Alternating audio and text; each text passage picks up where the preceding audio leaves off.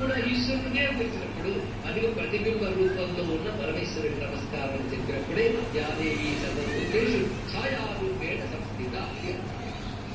యాదేవి సర్వభూతేషు శక్తి రూపేణ సంస్థిత. సమర్థక రూపంలో ఉన్న తల్లి. శక్తి అంటే సమర్థత. అంతే కదా. నేను ఇప్పుడేం మాట్లాడలేనండి, ఆ మాటను ఒక సమర్థత కుదరదు.